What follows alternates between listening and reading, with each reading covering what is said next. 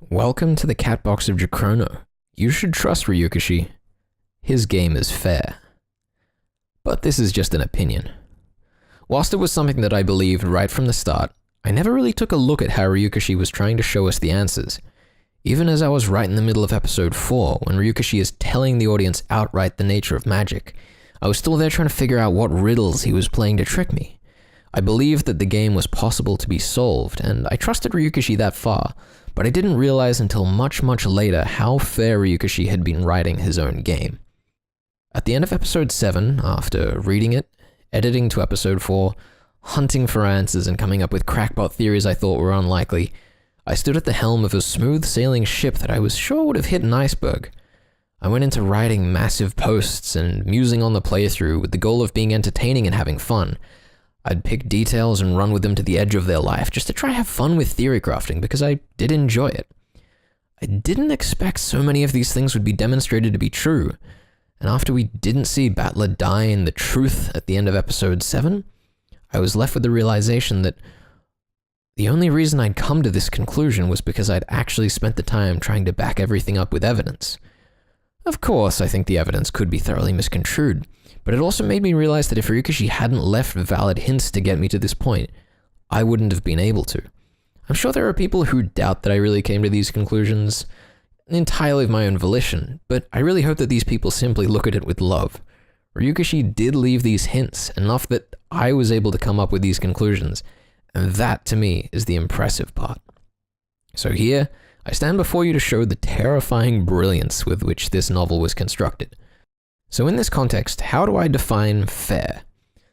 Let's take a look at this through the story's internal judge of fairness, Nox. If we analyze the whole story through Nox, it is possible to say that these rules are met.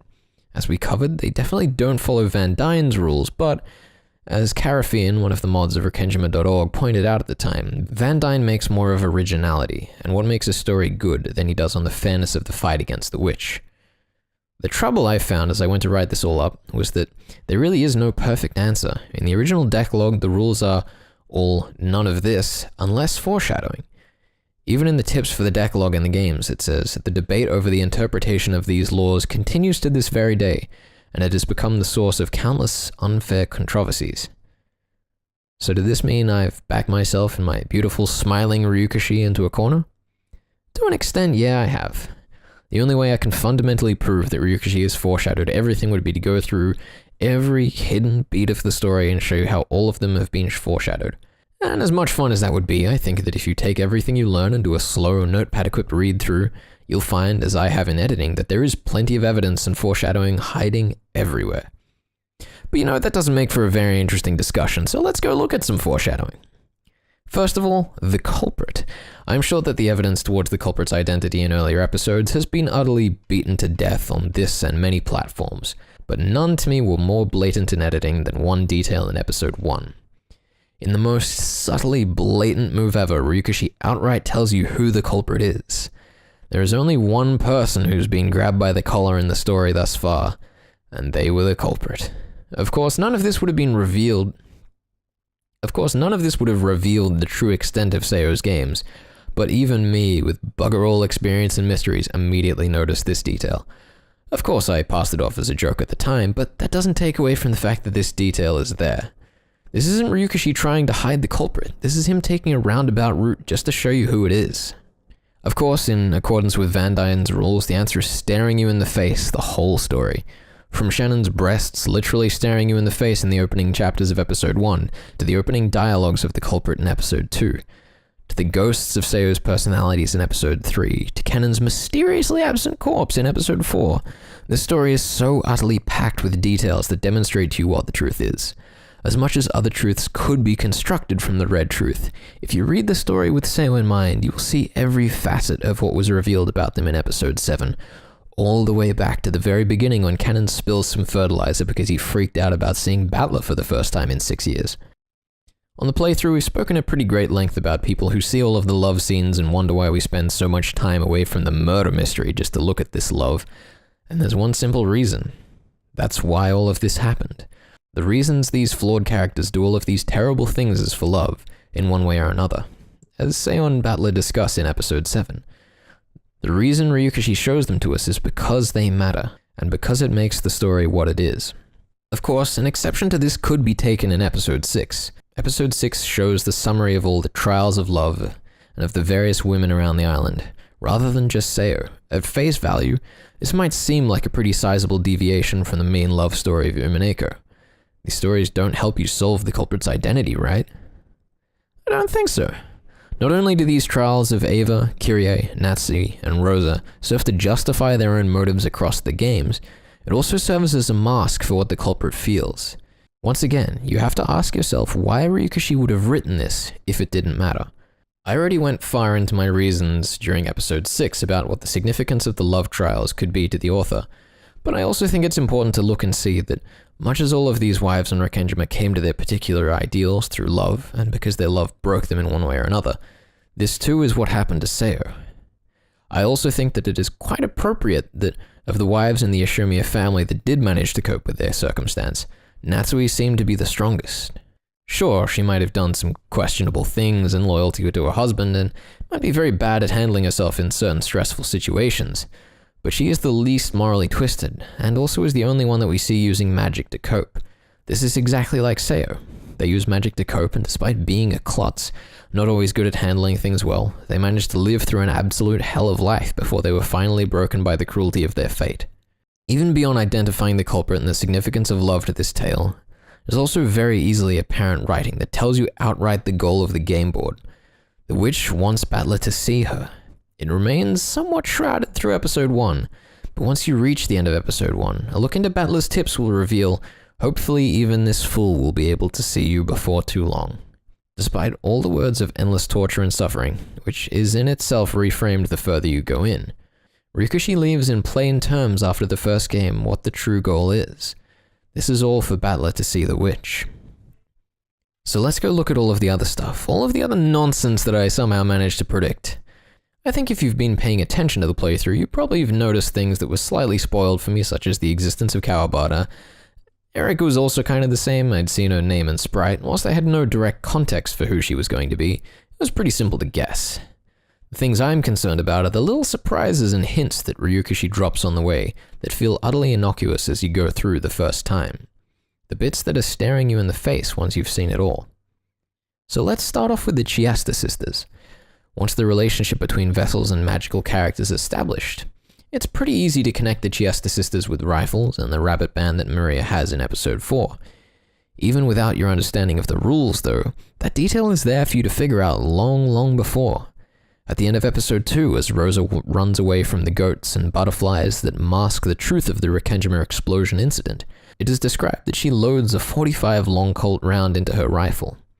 If you picture the scene without the magical guise of the goats and butterflies, Rosa really had no one to shoot at this scene. For all of the allusions that Ryukishi is likely making in this scene, I think it's blatantly apparent that he chose to mention the specifics of the weapon caliber with the direct intention of unveiling the Chiesta sisters soon after. There is also, of course, the description of the Winchester rifle from the episode 1 tips even earlier. In this way, even if you aren't brushed up on your firearms knowledge, you've had very recent exposure to the true origin of the name for Chiesta 4-5. The Chiesta sisters also give advance notice of their relationship to the story at the end of episode 3, when 4-5 uses Maria's katakana name for the first time in the novel, not only showing the Chiesta's direct tie to Maria, but also establishing the nature of that relationship as the furniture addresses their master. In this way, when the ceramic rabbit band is first introduced in episode 4, Ryukishi has demonstrated this connection long before you get to the unveiling of Seo drawing them in episode 7. To take this even further, Ryukishi shows us Seo drawing a magical character in episode 4. When Sakataro is first acknowledged by Beatrice as a living creature and she signs his existence to be real, she even describes the artistic choices she made in his design as she draws him into her book. Not only that, even Sakataro asks what she's drawing. With simple things like these, Ryukishi is simply putting the answers in plain sight. If you didn't get it by the time you've reached episode 7, Ryukishi still comes forward with the answers, but still puts them under the guise of Beatrice and her magical character so that you have a chance to spot the clues by yourself, but also won't be left out of understanding what's going on. The obvious counterpoint to this is Will's solutions in this episode, but I think that it is because Ryukishi is showing you the importance of each mystery. If you go back and look at each of the crimes committed with Will's answers in mind, you've been shown the detail that lets the crime work. and you have long since been given the clues you need to work out the intricacies. To understand the story, you don't need to know that Kanon and Genji's actions in the second twilight of episode 1 contradicted the very things that they said they were going to do minutes before they entered the room, but you do know that the chain was of illusions, and thus you can resolve that the culprit entered the room and killed them without having to worry about the chain. The question then comes to the mysteries that Ryukishi seems to give no answer to. What of Natsui's death in episode 1, which receives no truth from Will? I think even for me, this is the one that strikes a point of contention. Whilst I think it is simple to reason out that Natsui died from a shot by Seo whilst her own gun held blanks, or something similar, is there really an answer here? Is there a foreshadowing in episode 1 to demonstrate a truth?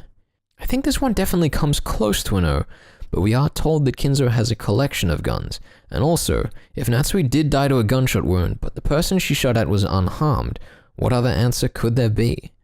Even if you hadn't managed to draw this conclusion, by episode 3 it is revealed that there are more guns on the island. And this also becomes a key, I believe, to unraveling the murders for all of the previous crimes. Could the gunshot wounds apparent through episode 1 and 2 be considered enough foreshadowing to solve all of the crimes on their own without the reveal in episode 3 that there are more? I think this is fair. After all, if the mysteries were so easy to begin with, there wouldn't be as much point to reading forwards. Even in the crimes and actions that Ryukishi does not give a spoken answer to at this point, we still have enough to work with to figure out how it could be possible. And, as with Will's solutions, this is what matters, not necessarily figuring out the perfect solution. Speaking of the perfect solution, despite my earlier joke, let's actually talk about why Berncastle's truth is believable. I think the main reason you can believe the truth of the episode 7 Tea Party is Bone and Lambda.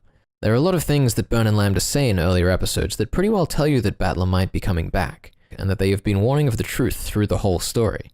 There is a moment I've brought up time and time again in the playthrough, in podcasts and in theory posts, where Byrne offers Angie the ideal fragment, but cannot promise that it'll bring everyone back. Soon after, in episode 4, Lambda also comes and warns Angie that it is impossible for her to have her brother come back in 1986, and I think neither of them lied. Byrne is going to bring Angie the happiest fragment where her brother comes back, and Lambda didn't lie, he won't come back in 1986, nor will he come back the whole time up to 1998. I've already gone into detail in the past about why I think Battler might be coming back, so I won't cover that in great depth here. The other thing I want to address here is Kyrie and Rudolph being the culprits of the true reality. I think this is a tricky one, not only because there is a lack of evidence, but because there is a multitude of evidence that I don't want to misconstrue. There are lots of things in previous episodes that establish Kyrie and Rudolph as cunning and suspicious characters. Even at this point in the story, we don't know what it is that Rudolph wanted to talk with Battler about in the first game. Beyond that, we have Kyrie's actions in episodes 3 and 6.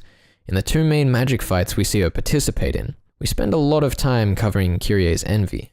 We also establish pretty well that she and Rudolph have experience with weapons and do in a tough spot act just like they were shown in episode 7's Tea Party. As I've said several times regarding episode 7, it didn't really surprise me, and I think you've gotten the gist of things by this point. It was all foreshadowed, and I knew what to expect.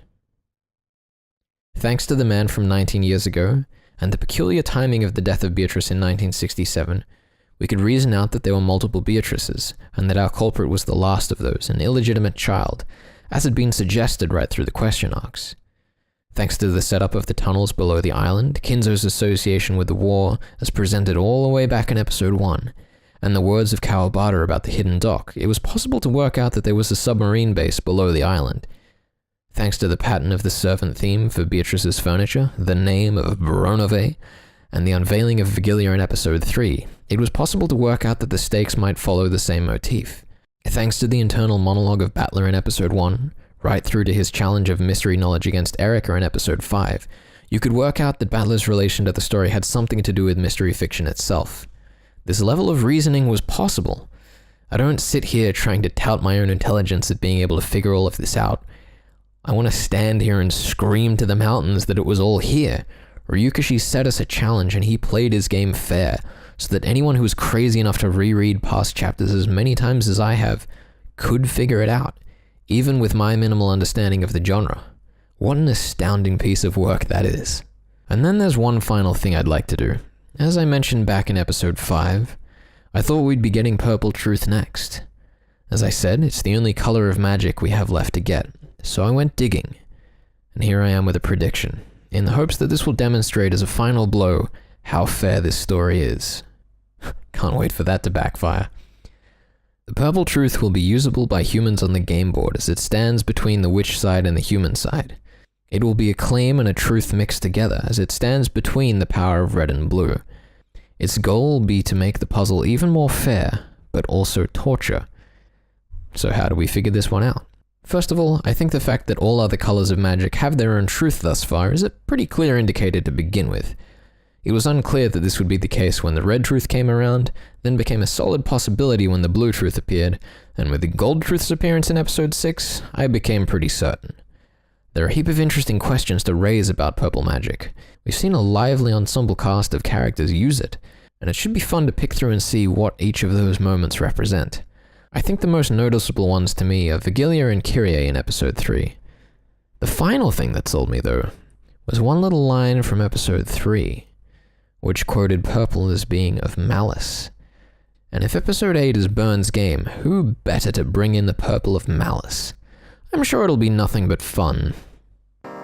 Hey friends, so in case you didn't read the description, that was a little read-through of a post that I did just after finishing episode 7 for the first time before we participated in the Rikenjima.org episode 7 podcast, which will also be linked in the playlist. I edited this a bit to make it a bit easier to read aloud, but for the most part it remains the same. So if you wanted to go read the original post, including an extended segment about episode 7 itself, check the link in the top of the description. Episode 8 will be starting in just a few days, so I hope you guys are looking forward to that. Thanks for watching.